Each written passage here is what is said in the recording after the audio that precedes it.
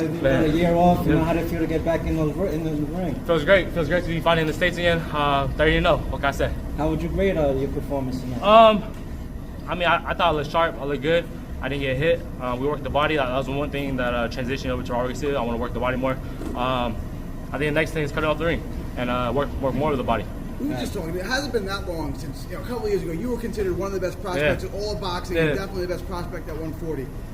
Are you far off from there? And when do you want to be fighting, for world titles, which you were projected to do, years ago? Yeah. Like I was telling bro, before I took the layoff, I was number 9 by IBF. So I'm coming back for everything. I'm coming back for the top spot. I'm 26 years old now. It's time to make a name for myself. Was because of the layoff, was the objective for you to get the rounds in? Absolutely. I haven't fought in a minute, so I've been sparring, going to the gym and sparring.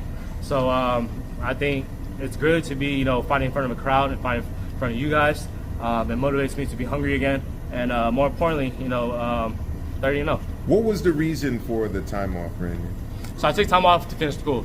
After my last fight, my mother kind of sat me down and was like, I'm getting older, your father's getting older, and one of our biggest accomplishments for our kids to graduate college. So, I took the time off for boxing, and I really locked in. And you got your degree? Yeah, I'm an AA in criminal justice now. All right, congrats. And talking about your, and in terms of your father, you just mentioned, we didn't see him here tonight. Is he still working your corners? No, he's not. So he's at home. Now he's just a fan.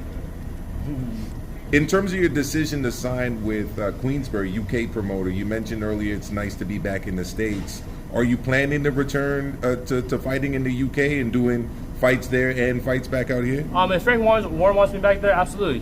He's a man. Whatever he wants, I'm there. But I enjoy fighting in the States. I'm absolutely blessed for the opportunity here or the UK. I believe it's you and Nathan the Brickbuster Lugo are the two signings. The Lugo kid, right here in the U.S., right? So you're looking to get active. What's the rest of the year 2025 and potentially 2026 looking like for you? I want to be back in the ring ASAP.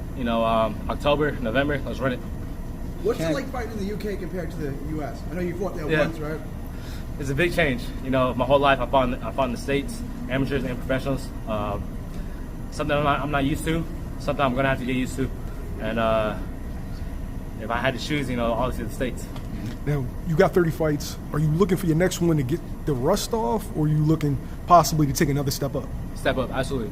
I'm telling my manager, telling you guys, telling everybody, I'm definitely fighting these guys. I'm 26 years old. 2 or 3 fights, I want a eliminator, I want a world title. What were your thoughts on the win last week with Hitchens taking on Gambosis and defending his title? Who is the top dog for you at 140? Hitchens did exactly what we thought he was going to do. Box him. I didn't think he was going to stop him, but he stopped him. Hitchens is a very sharp fighter. He's sharp, fast, great boxer. But the top guy at 40 is me, Brandun Lee. But I'm done with 40. We're going to 47. Thank you guys for my Thank you, Jay. Thank you. Thank you.